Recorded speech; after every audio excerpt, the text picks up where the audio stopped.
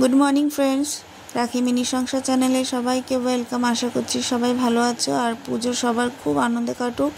দুদিন ধরে আমি দেখো কোনো রান্নার ভিডিও তোমাদের সামনে দিতে পারিনি, তো আজকে ডিম রান্না করছি সেটাই তুলে ধরলাম। ডিম আর শাক, প্রথমে শাক রান্না করবো। আর এখানে দেখো আলু আর কুমড়ো কেটেছে। আলুটা আজকে আমি খোসা ফেলিনি, পুঁই শাক রান্না করেছি। আর এখানে বড়িটা আমি ভেজে নেবো আগে। মা বললো আজকে আলুর খোসা সহ রান্না করতে, খেতে খারাপ হয় না, সত্যি আলুর খোসা সহ রান্না করেছিলাম, স্বাদ হয়েছিল। একদিন করে দেখো তোমরা, আলুর খোসা সহ রান্না আর খোসা ছাড়িয়ে রান্না দুটোর একদম অন্যরকম স্বাদ হয়। ডিমটাও আমি এভাবে করেছিলাম, আলুর খোসা রেখে দিয়েছিলাম আর শাকটাও এভাবে করেছিলাম।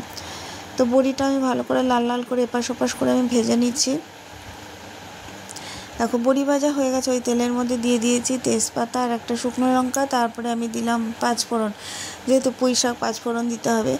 এবারে আমি যে সবজিটা কেটে রেখেছিলাম আলু কুমড়ো, সেটা আমি দিয়ে দেবো। আর শাকটা খেতে সত্যি খুব ভালো হয়েছিল, মাও বলেছিল যে খেতে খুব ভালো হয়েছে শাকটা। এবারে আমি সবজিটা একটু ভালো করে ভেজে নেব, তারপরে আমি এতে হলুদ দেবো। দেখো একটু ভেজে নেওয়ার পরে পরিমাণ মতো আমি হলুদ দিয়ে দিচ্ছি। তারপরে হলুদ দেওয়ার পরে আমি আবারও একটু ভেজে নেব। এবারে আমি একটা মশলা করে রেখেছিলাম সর্ষে কাঁচা লঙ্কা, সেটা আমি দিয়ে দিলাম।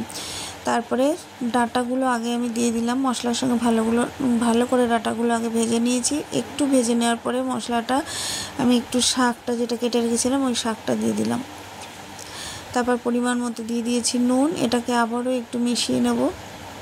দেখো কয়টুখানি হয়ে গেছে, কতটা ছিল কয়টুখানি, আর একদম একটা ডাঁটি ছিল পুঁই শাকের, একদম কম ছিল, তো এটা ভাবলাম আজকেই করে দিই। এবার আমি জল দিয়ে দিলাম। আর আমার মা ঠাকুমা দিদারা বলে না যে রান্না করার পরে খুন্তি গায়ে যে মশলাটা লেগে থাকে ওইটা ধুয়ে জল দিলে নাকি রান্না একটা স্বাদ হয় ভালো। দেখো ডিমের জন্য আমি কেটে নিয়েছি এদিকে। এখানেও আমি দেখো আলুর খোসা ছাড়িয়ে নিয়ে এইভাবে আমি ধোবো এটাকে আর একবার। আর মশলার জন্য জিরে, সর্ষে, আদা, কাঁচা লঙ্কা। আর এদিকে আমার ডিমটাও সেদ্ধ হয়ে গেছে, তরকারিটা প্রায় হয়ে এসেছে। এই অবস্থায় আমি দিয়ে দেবো বড়িটা আর সামান্য একটু চিনি, যেহেতু শাক একটু মিষ্টি মিষ্টি হবে, একটু চিনি দিয়ে দিলাম। এবার এটা আর একটু ফুটবে, যেহেতু বড়িটা সেদ্ধ হবে আর আলুটাও আর একটু সেদ্ধ হবে।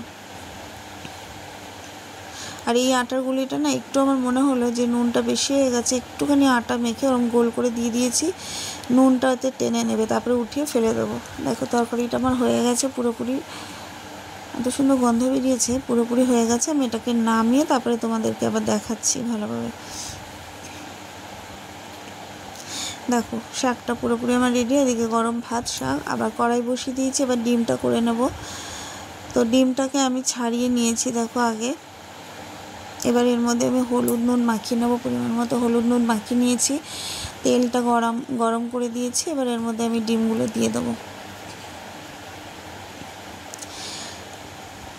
ডিমের তরকারিটা আমি খোসা ফেলি না, আলু মায়ের এভাবেই বললো, তাহলে যদি খোসা রেখে মা একটা ডিম বা আলু খায়, তাই জন্য এভাবে রেখে দিলাম। ডিম ভাজা হয়ে গেছে, এবার দিয়ে দিলাম জিরে আর একটা কাঁচা লঙ্কা। এবার একটা পেঁয়াজ, ওটাকে আমি 4 ফালি করে নিয়েছি, করে নিয়ে যে আলুটা কেটে রেখেছিলাম ভালো করে ধুয়ে নিয়ে আবার দিয়ে দিলাম খোসা সহ।